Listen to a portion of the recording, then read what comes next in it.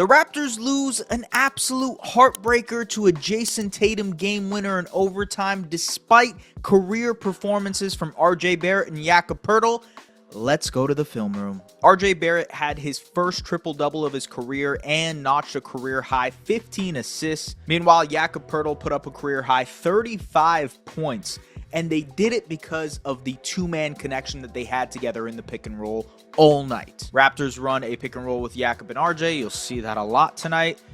RJ rejects, gets downhill, finishes at the basket. And it's constant movement between RJ and Jakob. They're constantly in action with one another. Jakob is constantly rescreening for him. It's beautiful to watch. The chemistry has been unlocked with these two. See, on this play, they flow into a pick and roll. Nothing happens. They go back. Same pick and roll. This time he uses it. Nice dump off pass to Jakob, who finishes the floater in the short roll. Great job by Jakob to use his shoulders to fake out Sam Hauser. Gets a wide open shot in the post and he nails it. And I'm increasingly impressed with RJ Barrett's poise getting downhill. So here he is. Nice little pickup dribble here. Waits. Great job by Jakob to present himself. And he gets called for a foul. Poise in his decision making. That's what I've been harping on all season with RJ Barrett. He showed it tonight in a major way. Just beautiful basketball here. Spin move. RJ draws two, finds the trailing Jakob, who gets the layup. In the second half, they just kept going to this. I mean, again, this time they ran a flare screen and flowed into a pick and roll, and beautiful behind the back pass for RJ to Jakob. This one doesn't involve Jakob, but I think it just illustrates the poise RJ Barrett has had this year. Gets Sam Hauser on his hip.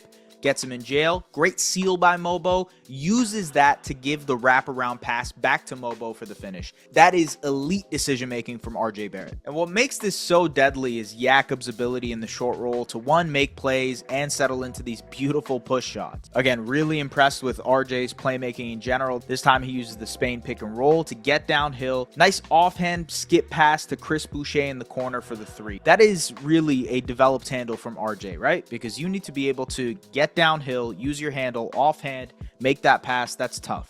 Again, it's about chemistry in the pick and roll and timing. This time they use it. Look at RJ just sees over top the defense, finds Jakob who draws the foul. Same thing here in overtime. Beautiful bounce pass to Jakob for the finish. And this is probably something that Jakob is extremely underrated at. Watch how he seals off Tatum and creates this driving lane for RJ, who finishes. And I think that play right there is exactly why Jakob Poeltl is so important to the development of this Raptors core. He is essential to everything they do, not only because, obviously he's a great screener and he opens up space for guys like Emmanuel Quickley and Scotty Barnes and Davion Mitchell and Gradey Dick and et cetera, but because he can seal off driving lanes. And that's so crucial for a team that has a player like Scotty Barnes on it. That's so crucial for a team that has a player like RJ Barrett on it. Guys who live in and around the basket need a big man who can really just wall off the paint for them. And at this present time, at this moment, the Raptors don't have anybody outside of Jakob Poeltl who can do that at an elite level, and he's been showing it over the last 48 hours. I think he's been showing it all season, especially offensively. The defense has waned, and I think part of that is because he's just been burdened with doing too much and overcompensating on the defensive end for a pretty poor defensive Raptors team. But on the offensive end, Jakob is having a career year, and you're noticing it both in the numbers statistically and in his impact developmentally with guys like Gradey Dick, with guys like RJ Barrett, hopefully eventually with guys like Scotty Barnes and Emmanuel Quickley once they get healthy. It was an incredible game, y'all. I think this was, I've been mentioning tough losses, right? Or I should say fun losses, right? There have been a lot of fun losses this season. This was not a fun loss. This was a gut-wrenching, pit in your stomach type of loss. And it just sucks that they could not pull that one out. Jayson Tatum hits an incredible shot. There's going to be a lot of conversation about the foul calls and the officiating and the missed calls, and maybe even, I've seen some conversation online about a potential travel from Tatum on that final play. Truthfully, I don't want to get into the officiating. I've said this before on this show. I do not like getting into officiating because at the end of the day, refereeing is based on human error, and realistically, refs make a bunch of bad calls all game. They also miss a bunch of calls and make a bunch of good calls. And so you gotta, at the end of the day, you gotta chalk it up to the game And you got to say that the refereeing is just, you got to put it to the side. Yes, there are bad calls in games. No disputing that. I think Jakob Poeltl did get fouled on the Jayson Tatum kind of play where Jayson Tatum yanked and pulled the chair out. I think he got fouled there. Are they going to call that call on Jayson Tatum? I don't think so. You know, are they going to call the travel call on Jayson Tatum in overtime when he hit the game winner? I don't think so. Are they didn't call the push from Davion Mitchell right before he hit that game winner on Jaylen Brown. And so, like, again, you got to chalk it to the game when it comes to officiating. Truthfully, you're not going to be hearing me complain about officiating much because I just don't see the value in going back and forth about officiating. I like talking about the game itself more. I like talking about, one, if there are players improving, or two, what we can do to see this team improve more. And the Raptors played an incredible basketball game. From start to finish, they played incredibly well. Like, unbelievable basketball. You're doing this against the defending champions, especially in the first half. I thought they played their best half of defense all season. No, bar none, no question in doubt. The Celtics are an incredible basketball team. They generate threes like nothing. And admittedly, the Celtics didn't shoot their shots well in the first half. They shot 30% from three. They struggled. But I think part of that was the aggressive scheme the Raptors laid out for them and the execution that they had in that aggressive scheme. Sampson actually did a live mailbag today talking about the defense that the Raptors had and why they've been struggling at implementing that aggressive defense. I thought they did an incredible job today of implementing that against the Celtics. Being aggressive, trapping the ball, rotating around, really, really being on a string defensively. And it forced the Celtics into a lot of tough shots. It also forced them into misses. And I'm very impressed with guys like Ochai Agbaji and Davion Mitchell who take the matchups of Jayson Tatum and Jaylen Brown, and they're kind of guarding them all game. They're dealing with the height disadvantage, truthfully, especially with those guys. Those guys are like undersized compared to Tatum and Brown, and they were going at them constantly. I was really, really impressed by that. Ochai hit a lot of big shots throughout this game. He hit one in overtime too. So really, really impressive performance from him. Chris Boucher steps in and puts in, I believe, 15 points tonight. Hit some huge shots in the third quarter to keep the Raptors in it as the Celtics were chipping away and taking the lead. And so you look at everybody on this. There's going to be one player I talk about who did struggle, and that's Gradey Dick. Gradey Dick did not have a good offensive game. He hit some shots. He hit some timely shots, but ultimately struggled tonight. 9 points, 3 of 12. He struggled last night against the Pistons as well, did not shoot the ball well. We'll get into why he struggled in a second, but this was a great, great Raptors game. They executed, even in the fourth quarter. They were making plays. Darko Rajakovic, by the way, I've seen a lot of conversation about Darko. Darko made some great calls, good out of timeout plays, great execution on them. He was pushing the right buttons constantly. And so it's tough for me to say that this was a fun loss when ultimately they deserved that game. They really, really deserved to win that game. And off the performances of career performances for guys like RJ Barrett and Jakob Poeltl, career high for Jakob in points, career high in assists for RJ, and a triple-double for RJ, the first in his career. Admittedly, by the way, the free throws are an issue. He missed a lot of clutch free throws tonight too, and going 4 of 9 from the free throw line just isn't going to cut it, RJ. It just won't. And so he needs to get better on that front.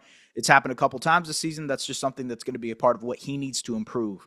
But man, has he improved in a lot of other areas. The playmaking, the poise, in the pick and roll, decision-making, reading the floor, making plays at the right time, getting downhill and using his scoring gravity to bend the defense to his will. Really impressive stuff. And I can't stress enough how important Jakob Poeltl is to this Raptors team as they progress and as they hope to develop the rest of their core. Want to talk about Gradey Dick, who is a massive part of developing in this core and has struggled over the last couple of games. Truthfully looks a little tired. He does look a little tired. And I want to talk about what the Celtics did specifically and what teams are starting to do against Gradey off ball. Watch as Derek White chases Gradey off ball. And by the way, Derek White is an incredible defender, so he's going to stay connected all the time, just pressuring him, not giving him any daylight or space. Same thing here. As you see, Gradey tries to catch it, tries to attack the basket. Again, Derek White does a great job of staying connected at him. Double pin down play for RJ. There's two there on the ball as they recognize the play. Even as he catches it, we've talked about how great Gradey has been attacking closeouts. Look at Derek White just stay connected, not able to get any space, not able to get downhill whatsoever. And even as he shakes off ball to the corner, just sticks with him, has to force up a tough shot. And so I think teams are recognizing some of the things that Gradey does. I think, the film is out, if you will, on what Gradey is really, really successful at and what movements he likes to do on the floor. And so more teams are recognizing what he likes to do. He has to figure out how to beat that now. I think part of that is the playmaking. And Darko Rajakovic has mentioned it. He sees a lot of potential in Gradey as a playmaker. Here, off of the Chicago action, recognizes the backdoor cut of RJ, finds him. But you see, teams are just sticking to him, understanding his movements, understanding what he wants to get to, especially as an elite mid-range shooter so far this season. But it is about using his playmaking and his feel on the floor. Finds Boucher here in the half court. Sam Hauser stays connected. Look how much movement he has to do just to try to get a shot off here. Great contest and follow here by Tatum defensively. And again, it's throwing length on a guy like Gradey Dick. They had Sam Hauser on him. Derek White is a long guy. Jayson Tatum. And I think as the game progressed, one area that was super important is also the fact that not only is Gradey getting tired from moving a lot offensively, and he's losing his legs on that front, teams are going to start to test him on the defensive end and draw him out into actions. And even despite the tough shooting night, he still made a massive shot here, attacks the closeout, settles into a mid-range shot, ties the game with 1:30 left. But still, teams are going to hunt him on the defensive end. Tatum gets the switch here, and then Ochai is forced to dig in, creates a shot for Derek White. In overtime, another play that just highlights the ridiculous movement that Gradey had to get off just to be able to get some space. Watch how much he's roaming off ball. Again, 2 to the ball, finds RJ, beautiful pass, great connection there, and he finishes through. Using the gravity, right? I've mentioned this a lot, but using that gravity and seeing out the help, recognizing where the defense is coming from to make those plays. That's the next step for Gradey Dick. He's accelerating at a really high rate, though, because teams are now respecting that shot. Now he has to be able to make that play as well. Again, hunting out Gradey Dick defensively here against Jayson Tatum. He's just able to blow by, kick out, swing, big shot by Jaylen Brown. And so, yeah, Gradey struggled. He did, truthfully. And I think a part of it is legs and exhaustion. Like I mentioned this during the game, but he's already played 300 plus minutes so far in 13 games.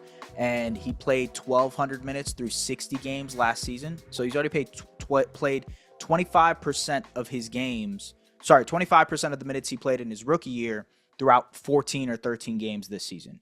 Which means he's likely going to surpass that 1,200 minutes, whatever, by like game 60. And he's probably going to play 82 games, hopefully, all fingers crossed, if he stays healthy. So, legs are a big part of this thing, especially with the way Gradey moves off of the ball and how much movement is required to be the type of player he is. I mean, I wrote about this a couple of weeks ago for Forbes, but, the process that he went through to get his cardio up and recognize hey, I need to be this level of fitness to be able to be the player that I want to be.